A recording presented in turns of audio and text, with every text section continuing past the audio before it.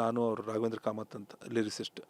ಡೈರೆಕ್ಟ್ರು ಟಚ್ಚಲ್ಲಿ, ಡೈರೆಕ್ಟ್ರಿಗೆ phone ಮಾಡೋದು, ಮನೆಗೆ phone ಹತ್ತಾ ಇಲ್ಲ. ಮನೆಗೆ ಹೋದ್ವಿ, ಅವರು ಡೈರೆಕ್ಟ್ರಲ್ಲಿ ಮನೆಯಲ್ಲೂ ಇರಲಿಲ್ಲ.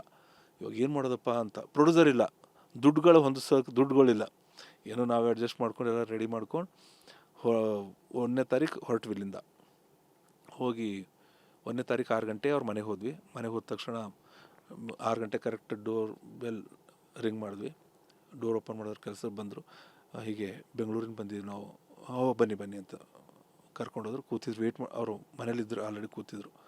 ಹೋಗಿ ನಮಸ್ಕಾರ ಮಾಡಿ, ಕಾಲಿಗೆ ನಮಸ್ಕಾರ ಮಾಡಿ ಕೂತ್ಕೊಂಡ್ವಿ. ತುಂಬ ಖುಷಿ ಆಗ್ತಾಯಿದೆ ಅಮ್ಮ ನೀವು ಡೇಟ್ ಕೊಟ್ಟಿದ್ದಕ್ಕೆ ಅಂತ. ಇಲ್ಲ ನನಗೂ ಹಾಡಬೇಕಂತ ಆಸೆ ಇದೆ, ಎಲ್ಲ ಲ್ಯಾಂಗ್ವೇಜ್ ಸಾಂಗ್ ಚೆನ್ನಾಗಿದೆ ನಿಮ್ಮದು, ನನಗೂ ಖುಷಿ ಆಯಿತು ಹಾಡೋಕ್ಕೆ ಅಂತ.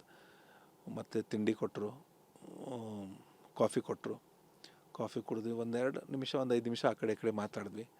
ತುಂಬ ಚೆನ್ನಾಗಂದರೆ ನಾವು ಹೊಸಬ್ರು. ಆವಾಗ ನಾನು ಹೊಸಬ್ರು. ಕನ್ನಡದಲ್ಲಿ ಯಾರು ಬಹಳಷ್ಟು ಜನರು ಗುರುತಿಸ್ತಾರೆ. ಬಟ್ ಕಾರಂಜಿ ಶಿವಮಣಿ ಹಾಡ ಎಲ್ಲ ಹಿಟ್ಟಾಗಿತ್ತು ನಂದು, ಇಂಡಸ್ಟ್ರಿಯಲ್ಲಿ ಪರಿಚಯ ಇತ್ತು. ಬಟ್ ಮುಂಬೈಗೆ ಯಾರು ಸಕ್ಸಸ್ಫುಲ್ ದೊಡ್ಡ ಒಂದು 50-60 ಸಿನಿಮಾ ಮಾಡಿದ ಮ್ಯೂಸಿಕ್ ಡೈರೆಕ್ಟರ್ ಅಂದರೆ ಅವರಿಗೂ ಕೇಳಿದಾಗ ಯಾರು ಮ್ಯೂಸಿಕ್ ಡೈರೆಕ್ಟರ್ ಕನ್ನಡಗೆ ಅಂದರೆ ಗೊತ್ತಾಗುತ್ತೆ. ಹೊಸಬ್ರು ನಾನು. ಅವ್ರು ಅದೆಲ್ಲ ಯಾವ ತಲೆ ಹಾಕ್ಕೊಳ್ಳಿಲ್ಲ. ಅವರು ಅದೇ ಆದರು. ಕೂತ್ಕೊಂಡ್ವಿ, ಮಾತಾಡಿದ್ವಿ. ಆನಂತರ ಅವ್ರ ಕೆಲಸ ಒಬ್ಬನಿಗೆ ಕರೆದ್ರು. ಹಾರ್ಮೋನಿಯಂ ಗೌನೇರಿ ಅಂತಂದರು. ಅಂದರೆ ಹಾರ್ಮೋನಿಯಂ ತೊಗೊಂಡು ಬಾ ಅಂತಂದರು. ನಾವು ಹಾಲಲ್ಲಿ ಕೂತೀವಿ. ಪಕ್ಕದಲ್ಲಿ ಒಂದು ಚಿಕ್ಕದು ಒಂದು ಸಿಟ್ಟಿಂಗ್ ರೂಮ್ ಥರ ಇತ್ತು. ಅಲ್ಲಿ ಹಾರ್ಮೋನಿಯಂ ತಂದು ಅವರು ಟೀ ಟೇಬಲ್ ಮೇಲೆ ಇಟ್ಟರು. ಅಲ್ಲಿ ಚೇರ್ ಇತ್ತು, ಕೂತ್ಕೊಂಡ್ವಿ. ನಾನು ಮುಂದೆ ಬಂದು ಆಶಾ ತಾಯಿ ಕೂತರು. ಮತ್ತು ನಾನು ಲಿರಿಕ್ ಬರೆದಿದ್ದು ಕೊಟ್ಟೆ. ತಾಯಿದು ನಾನು ಹಿಂದಿಯಲ್ಲೇ ಬರೆದಿದ್ದೀನಿ, ಕನ್ನಡ ಹಾಡು, ನೀವು ನೋಡ್ಕೊಳ್ಳಿ ಅಂತ. ಥ್ಯಾಂಕ್ ಯು ಅಂತ ತೊಗೊಂಡ್ರು. ನೋಡಿಬಿಟ್ಟು ಒಂದು ರಿಹರ್ಸಲ್ ಮಾಡಿದ್ವಿ. ಆನಂತರ ರಿಹರ್ಸಲ್ ಆದ ನಂತರ ಓಕೆ ನಾಳೆ ರೆಕಾರ್ಡ್ ಮಾಡೋಣ, 12 ಗಂಟೆ ನಾನು ಬರ್ತೀನಿ ಅಂದರು. ಓಕೆ ಅಂತ. ಇದು ಹಾರ್ಮೋನಿಯಂ ಯಾರ್ದು ಗೊತ್ತಾ ಅಂತ ಕೇಳಿದ್ರು. ಅದೇ ಇಲ್ಲಮ್ಮ, ನನಗೆ ಐಡಿಯಾ ಇಲ್ಲ. ಈ ಹಾರ್ಮೋನಿಯಂ R.D. ಬರ್ಮನ್ದು ಅಂತಂದರು. ನಾವು R.D. ಬರ್ಮನ್ದೆಲ್ಲ ದೇವ್ರು ನಮಗೆ. R.D. ಬರ್ಮನ್, ಆಶಾ ಭೋಸ್ಲೆ, ಲತಾಜಿ ಎಲ್ಲ ದೇವ್ರ ಥರ ಅವರು. R.D. ಬರ್ಮನ್ ಅಂದರೆ ರೈಮಾನೇ ದೊಡ್ಡ ಫ್ಯಾನ್. R.D. ಬರ್ಮನ್ ನೀವು ಇನ್ಸ್ಪೈರ್ ಯಾರಿಂದಾಗಿದ್ದಾರೆ ಅಂದರೆ R.D. ಬರ್ಮನ್ ಅಂತ ಹೇಳ್ತಾರೆ. ರೈಮಾನ್ ಇಡೀ ಇಂಡಿಯಾದಲ್ಲಿ ಇವತ್ತೆಲ್ಲ ದೊಡ್ಡ music director R.D. Burman fan ಇದ್ದಾರೆ. ಎಲ್ಲರೂ ಯಾರಿಗಾದರೂ ಹೇಳಿ R.D. ಬರ್ಮನ್ ಫ್ಯಾನ್. ನಾನು ಎಂಥ ಭಾಗ್ಯವಂತ. R.D. ಬರ್ಮನ್ ಅವ್ರು ಕಂಪೋಸ್ ಮಾಡೋ ಹಾರ್ಮೋನಿಯಂ ಮೇಲೆ ಕೂತ್ಕೊಂಡು ನಾನು ನಿಮ್ಗೆ ಟ್ಯೂನ್ ಕೇಳಿಸ್ತಾ ಇದ್ದೀನಿ. ನೀವು ಲಕ್ಕಿ ಅಂತೂ ಇದ್ರ ಅಂತಂದ್ರು ಅವ್ರು. ಹಾಗೆ ಅಂದರು, ಯು ಆರ್ ವೆರಿ ಲಕ್ಕಿ ವೀರ್ ಅಂತಂದರು. ಮತ್ತು ಇನ್ನೊಂದು ಸ್ಪೆಷಲಾಗಿ ಅವ್ರ ಹತ್ರ 3 ಹಾರ್ಮೋನಿಯಂ ಇತ್ತು. 3 ಹಾರ್ಮೋನಿಯಂ ಇದೆ. ಅದರಲ್ಲಿ ಎಲ್ಲಕ್ಕಿಂತಲೂ ಫೇವ್ರೇಟ್ ಈ ಹಾರ್ಮೋನಿಯಂ ಅವ್ರದ್ದು. ಅಂದರೆ ಏನೇನು ನಡೀತದೆ ಜೀವನದಲ್ಲಿ. R.D. ಬರ್ಮನ್ ಹಾರ್ಮೋನಿಯಮಲ್ಲಿ ಟ್ಯೂನ್ ಕೇಳಿಸ್ದೆ. ಆಶಾಜಿಯವರು ಮುಖಾಮುಖಿಯಾಗಿ ಭೇಟಿಯಾಗಿ ಅವ್ರು ನಾನು ಹಾಡೋಕ್ಕೆ ರೆಡಿಯಾಗಿದ್ದಾರೆ.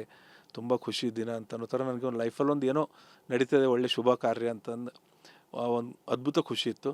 ಆನಂತರ ಅವರು ಎಲ್ಲ ಆನಂತರ ಒಂದು ಅರ್ಧ ಗಂಟೆ 1 ಅವರ್ ಸುಮ್ಮನೆ ಹೀಗೆ ಹರಟೆ ಹೊಡ್ಕೊಂಡು ಅದು ಕಂಪೋಷನ್, ಈ ಸಾಂಗು ಆ ಸಾಂಗು. ನನಗೆ ಕೇಳಿದ್ರು ಅವರು, ನೋಡಿ ಓಪನಾಗಿ ನನ್ನ ಹತ್ರ ಸುಮಾರು ಜನ ಹೊಸಬ್ರು ಬರ್ತಾರೆ. ಬಟ್ ನನಗೆ ಹೊಸಬ್ರು ಹಳೆಬ್ರು ಅಂತ ನನಗೆ ಯಾವುದೂ ಭೇದ ಭಾವ ಇಲ್ಲ. ಚೆನ್ನಾಗಿ ಎಲ್ಲರೂ ಕೆಲಸ ಮಾಡ್ತಾರೆ. ಎಲ್ಲರೂ ಹೊಸಬ್ರು. ನಾವು ಬಂದಾಗ ಹೊಸಬ್ರು ಇದ್ವಿ.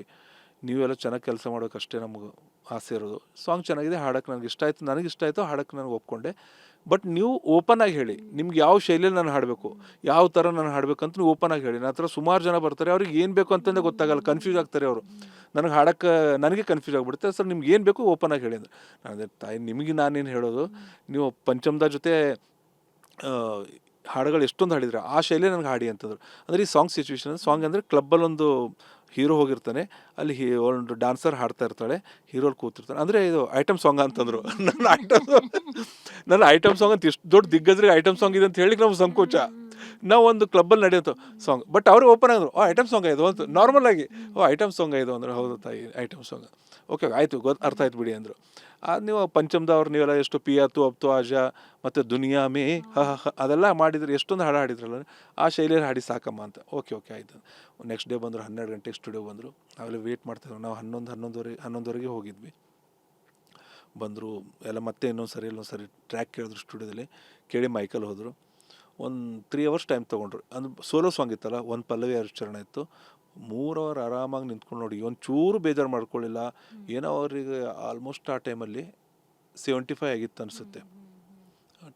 16 ಇಯರ್ಸ್ ಅಂದರೆ 75 ಇಲ್ಲ, 76 80 ಆಗಿತ್ತು.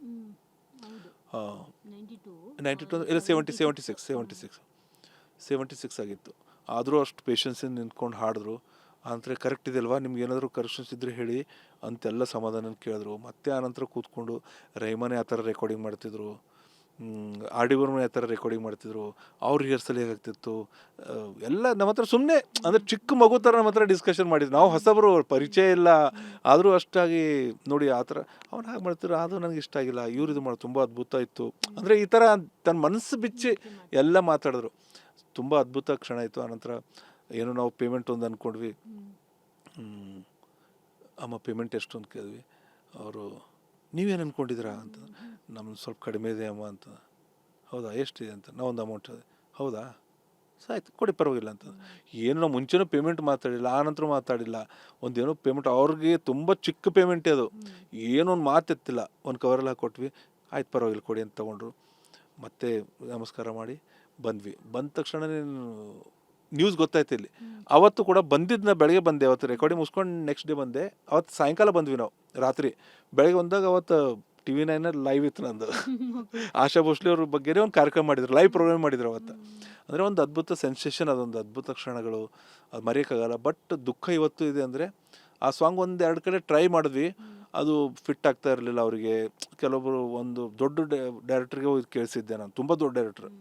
ಅವರು ಸ್ವಲ್ಪ ಲಿರಿಕ್ ನನಗೆ ಒಂಚೂರು ಕೆಲವೊಂದು ಕಡೆ ನನ್ನ ಪಿಕ್ಚರ್, ಅವ್ರ ಸಿಚುವೇಶನ್ ಪಿಕ್ಚರ್ ಶುರುವಾಗಿತ್ತು, ನನ್ನ ಸಿಚುವೇಶನ್ಗೆ ಕೆಲವೊಂದು ಕಡೆ ಲಿರಿಕ್ಸ್ ಕೂಡ್ತಾ ಇಲ್ಲ ನಾನು, ಇಲ್ಲಾಂದರೆ ಆಶಾಜಿ ಎಲ್ಲ ನಾವು ಅವ್ರ ಭಕ್ತರು, ನಾವು ಯೂಸ್ ಮಾಡ್ಬೋದಾಗಿತ್ತು ಅಂತಂದ್ರೆ. ಬಟ್ ಅಲ್ಲೂ ಫಿಟ್ ಆಗಿಲ್ಲ. ಆನಂತರ ನಾವು ಅದು 2-3 ಕಡೆ ಟ್ರೈ ಮಾಡಿದ್ವಿ. ಅದು ಅವ್ರ ಪಿಕ್ಚರ್, ಪ್ರತಿಯೊಂದು ಪಿಕ್ಚರ್ ಸಿಚುವೇಶನ್ ಬೇರೆ ಇರುತ್ತೆ, ಅವ್ರ ರಿಕ್ವೈರ್ಮೆಂಟ್ ಬೇರೆ ಇರುತ್ತೆ, ಸಾಹಿತ್ಯ ಬೇರೆ ಸಿಚುವೇಶನ್ ಇರುತ್ತೆ. ಹಾಗಾಗಿ ಆ ಸಾಂಗ್ ಬೇರೆ ಕಡೆ ಎಲ್ಲೂ ಯೂಸ್ ಮಾಡೋಕ್ಕಾಗಿಲ್ಲ. ಆನಂತರ ಪಿಕ್ಚರ್ ಅಂತೂ ಪ್ರೊಡ್ಯೂಸರ್ ಮಾಯ ಆಗಿಬಿಟ್ರು. ಪಿಕ್ಚರ್ ಅದು ಅಲ್ಲೇ, ಪಿಕ್ಚರ್ ಸ್ಟಾರ್ಟೇ ಆಗಿಲ್ಲ ಅಂದ್ಕೊಳ್ಳಿ. ಹಾಗಾಗಿ ಆ ಸಾಂಗ್ ಇವತ್ತು ನನ್ನ ಹತ್ರನೇ ಇದೆ. ಅದು ಸರ್, ಈಗ ಆ ಲಿರಿಕ್ಸ್ ಬಗ್ಗೆ ಹೇಳೋದಾದ್ರೆ ಯಾವ ಥರ ಲಿರಿಕ್ಸ್ ಇತ್ತು, ಜೊತೆಗೆ ಆ ಸಾಂಗು ಇನ್ನೂ ಇದೆಯಾ ನಿಮ್ಮ ಹತ್ರ? ಏನಾದರೂ ಯಾರಾದರೂ ಕೇಳಿದ್ರೆ ಆ ಸಾಂಗ್ನ ಮತ್ತೆ ಕೊಡ್ತೀರಾ ಅಂತ? ಹಾಂ, ಖಂಡಿತ ಇದ್ದರೆ ಯೂಸ್ ಮಾಡೋದು. ಅಂದರೆ ಐಟಮ್ ಸಾಂಗ್ ಇದೆ, ಜೊತೆಗಾರ ಎಲ್ಲ ಜೊತೆ ಯಾರು ಇಲ್ಲ ಅಂತ ಒಂದು ಕ್ಲಬ್ಬಲ್ಲಿ ಒಬ್ಬಳು ಡಾನ್ಸರ್ ಹಾಡೋ ಥರ. ಅಲ್ಲಿ ಹೀರೋ ಕೂತ್ಕೊಂಡು ನೋಡ್ತಾ ಇರ್ತಾನೆ, ಒಂದೇನೋ ಟೆನ್ಷನ್ಗಳಿರುತ್ತೆ, ಅಲ್ಲೇನೋ ನಡೀತಾ ಇರುತ್ತೆ, ವಿಲನ್ಗಳದು ಅವ್ರದ್ದೆಲ್ಲ ಡಿಸ್ಕಸ್, ಏನೋ ಈ ಥರ ಒಂದು ಅಂದ್ಕೊಂಡು ಕಾನ್ಸೆಪ್ಟ್ ಇಟ್ಕೊಂಡು ನಾವು ಮಾಡಿದ್ದು. ಬಟ್ ಇವತ್ತು ಜನರಲ್ ಆಗಿ ಯೂಸ್ ಮಾಡೋವಂಥ ಸಾಂಗ್ ಅದು, ಐಟಮ್ ಸಾಂಗ್ ಅಂದಾಗ ನೀವು ಅಂದ್ರೆ. ಬಟ್ ಕ್ಲಬ್ಬಲ್ಲಿ ಅದನ್ನು ಮಾಡೋವಂಥ ಸಾಂಗು ಅಥವಾ ಸೆಟ್ಟಲ್ಲಿ ಮಾಡೋವಂಥ ಸಾಂಗು ಓಪನ್ ಇಲ್ಲ, ಐಟಮ್ ಸಾಂಗ್ ಒಂದು ಕ್ಲಬ್ಬಲ್ಲಿ ಪಬ್ಬಲ್ಲಿ ನಡೆಯುವಂಥ ಒಂದು ಸಿಚುವೇಶನ್ ಸಾಂಗ್ ಇದೆ. ಇವತ್ತು ಒಳ್ಳೆ ಸಿನಿಮಾ ಯಾವುದಾದ್ರು ಬಂದರೆ ಖಂಡಿತ ಕೊಡಬೇಕು, ಇಟ್ಕೊಂಡು ಏನು ಮಾಡೋದು, ಮಾಡಿದ್ದೇ ರೆಕಾರ್ಡಿಂಗ್ ಜನಗಳಿಗೆ ಕೇಳಿ ಅಂತ. ಬಟ್ ಇವಾಗ ಮತ್ತೆ ರೀಅರೇಂಜ್ಮೆಂಟ್ ಮಾಡಬೇಕಾಗುತ್ತೆ. 15-16 ಇಯರ್ಸ್ ಮುಂಚೆ ನಾವು 16 ಇಯರ್ ಮುಂಚೆ ನಾವು ಪ್ರೋಗ್ರಾಮಿಂಗ್ ಮಾಡಿದ್ದಲ್ವ, ಮತ್ತು ರೀಪ್ರೋಗ್ರಾಮ್, ಹೊಸ ಪ್ರೋಗ್ರಾಮಿಂಗ್ ಇವತ್ತಿನ ಟ್ರೆಂಡ್ಗೆ ವಾಯ್ಸ್ ಅದೇ ಇಟ್ಕೊಂಡು ಮತ್ತೆ ಪ್ರೋಗ್ರಾಮ್ ಮಾಡಿ ಮತ್ತೆ ಯೂಸ್ ಮಾಡ್ಬೋದು ನಾವು. ಹೇಗೆ ಆಡಿದ್ರು ಸರ್ ಅವರು? ತುಂಬ ಚೆನ್ನಾಗಿ ಆಡಿದ್ರು. ಭಾಷೆದಂತೂ ಸ್ವಲ್ಪ ಇದ್ದೇ ಇರುತ್ತಲ್ವ, ಈಗ ಮರಾಠಿಗರು, ಅವರು ಮರಾಠಿ ಲ್ಯಾಂಗ್ವೇಜ್ ಅವ್ರದ್ದು ಮಾತೃಭಾಷೆ. ಬಟ್ ಸುಮಾರು ಲ್ಯಾಂಗ್ವೇಜಲ್ಲಿ ಹಾಡಿದಾರೆ. ತಮಿಳಲ್ಲಿ ಎಷ್ಟು ಸಾಂಗ್ ಹಾಡಿದಾರೆ. ತಮಿಳಲ್ಲಂತೂ ಒಂದು ಸಾಂಗ್ ಸಿಕ್ಕಾಪಟ್ಟೆ ಸೂಪರ್ ಡೂಪರ್ ಹಿಟ್ ಆಗಿತ್ತು. ತಮಿಳಲ್ಲಿ ಒಂದು ಸಾಂಗ್ ಅವ್ರಿಗೆ ನ್ಯಾಷನಲ್ ಅವಾರ್ಡ್ ಬಂತು ಅನ್ಸುತ್ತೆ ಒಂದು ಪಿಕ್ಚರ್ಗೆ, ಇಳೆಯರಾಜ ಅವ್ರದ್ದು. ತೆಲುಗುನಲ್ಲಿ ಹಾಡಿದ್ದಾರೆ, ಎಲ್ಲ 20 ಭಾಷೆಗಳಲ್ಲಿ ತುಂಬ ಹಾಡಿದ್ದಾರೆ. ನಮ್ಮ ಕನ್ನಡದಲ್ಲೂ ಹಾಡಿದ್ದಾರೆ.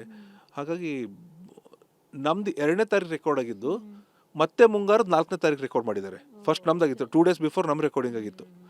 ಫೆಬ್ರವರಿ 2ಕ್ಕೆ ನಮ್ಮ ರೆಕಾರ್ಡಿಂಗ್ ಆಗಿದೆ. ಅದೇ ಸೇಮ್ ಸ್ಟುಡಿಯೋ, ಸೇಮ್ ಜಾಗದಲ್ಲಿ. ಮುಂಚೆ ಅದ್ರ ಹೆಸರು ಸ್ಪೆಕ್ಟ್ರಲ್ ಹಾರ್ಮೋನಿ ಅಂತಿತ್ತು ಆ ಸ್ಟುಡಿಯೋ ಹೆಸರು. ಇವಾಗ ಅದು ಸೌಂಡ್ ಸಿಟಿ ಅಂತಾಗಿದೆ. ಆ ಸ್ಟುಡಿಯೋದಲ್ಲಿ ಆಗಿದ್ದು ರೆಕಾರ್ಡಿಂಗ್ ಇಬ್ಬರದು. ಇದೊಂದು ಅದ್ಭುತ, ಒಂದು ನಮ್ಮದು ಲೈಫಲ್ಲಿ ಒಂದು ದೊಡ್ಡ ಅಚೀವ್ಮೆಂಟ್ ಅಂದ್ಕೊಳ್ಳಿ.